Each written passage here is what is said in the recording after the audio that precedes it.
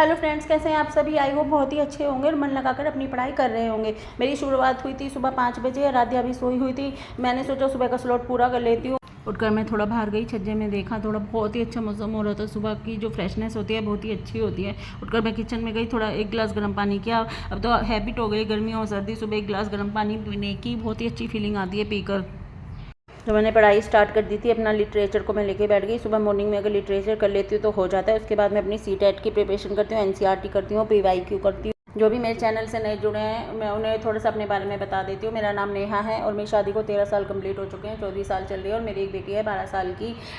मैं एक single mother हूँ। मैं शादी के 13 साल बाद मैंने अपनी पढ़ाई को रीस्टार्ट किया है। मैं अभी सीटेट, DSSB का टीजीटी इंग्लिश और एसएसटी और यूपी टीजीटी इंग्लिश की प्रिपरेशन कर रही हूँ।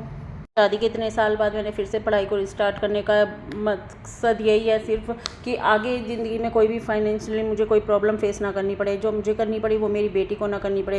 हाल ही में मेरे पापा का भी देहांत हो गया है। मेरी मम्मी है नहीं। अब बेटी और मैं, हम दोनों ही एक दूसरे का परिवार है। एक दूसरे को हमें थामना है। कल को कुछ भी सिचुएशन है तो मैं जो प्रॉब्लम मैंने फेस की मैं चाहती हूँ मेरी बेटी ना करे। तो अभी से अगर स्ट्रगल कर लिया जाए तो मैं इस उम्र में अगर लगी हूँ तो कुछ ना कुछ रीज़न रहा होगा। मैं कोशिश कर रही हूँ कि कर पाऊँ इस उम्र में। इस उम्र को एजेंडा ना बनाऊं, कुछ कर पाऊं। शादी के इतना टाइम हो चुका है, मेरी उम्र 38 हो चुकी है, लेकिन एक बार फिर से स्टार्ट करने में कुछ प्रॉब्लम तो हमें फेस करनी पड़ती है। काफ़ी 14 साल हो चुके हैं अपनी स्टडी छोड़े हुए। मैंने टीचिंग भी की है। शादी से पहले मैंने टीचिंग किया 8 से 10 साल, लेकिन शादी के बाद नहीं की। मैंने इन लॉज ने अलाउ नहीं किया। लेकिन आज इस सिचुएशन पर खड़ी हूँ मैं कि मुझे करनी पड़ रही है। अभी मैं सिलाई करती हूँ। मैंने फैशन डिज़ाइनिंग का कोर्स किया हुआ था तो मैं घर पर ही स्टिचिंग कर रही थी। सिलाई करके ही मैं अपना घर का और अपना खर्चा चला रही थी।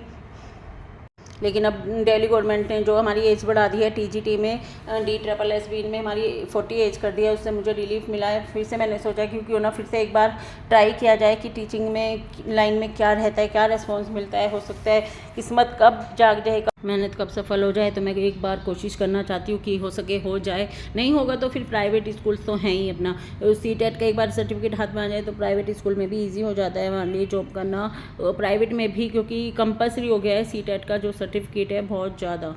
तो सुबह मॉर्निंग में पढ़ाई करने के बाद मैं लग गई थी अपने घर के काम में। राध्या स्कूल चली गई थी। घर का नाश्ता सब कुछ बन चुका था। मैंने सोचा क्लीनिंग निपटा लेती हूँ। मैंने कोई हाउस हेल्पर नहीं लगाई हुई है। मैं सारा काम खुद से ही करती हूँ। पहले पढ़ाई की सुबह करके राध्या को भेज के घर की साफ़ सफाई करके किचन कर लेती हूँ। उसके बाद मुझे स्टिचिंग का भी थोड़ा काम करना पड़ता है। बुटीक का काम मैं कर लेती हूँ सारा। मैं घर पे ही कपड़े स्टिच करती हूँ। फिलहाल लॉकडाउन से मैंने कोई शॉप रेंट पे नहीं ली है। उससे पहले मेरी शॉप थी रेंट पे और लॉकडाउन में वो शॉप बंद हो गई। उसके बाद से मैं घर से ही स्टिचिंग करती हूँ। मेहनत तो करनी ही पड़ेगी। मेहनत के बिना तो कभी सफल नहीं मिलेगा। कहा गया है कि कर्म करते रहो, फल की चिंता मत करो। इसलिए मेहनत तो करनी ही पड़ेगी। संघर्ष ही जीवन है।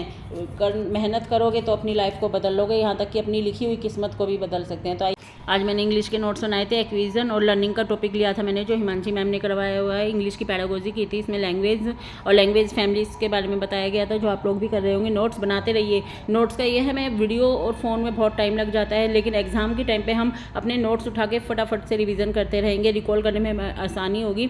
एक बार रिवीजन हफ्ते में एक दिन में आपको ज़रूर करना है। नोट्स बहुत ज़रूरी है बनाना। अगर आपको मेरा ब्लॉग थोड़ा भी पसंद आए तो प्लीज़ सब्सक्राइब जरूर कीजिएगा। मुझे भी मोटिवेशन थोड़ी मिलेगी। आप लोगों का सपोर्ट मुझे मेरे लिए बहुत ज़रूरी है। Thank you friends. कल फिर मिलेंगे नए ब्लॉग में नए टाइम पे। Thank you.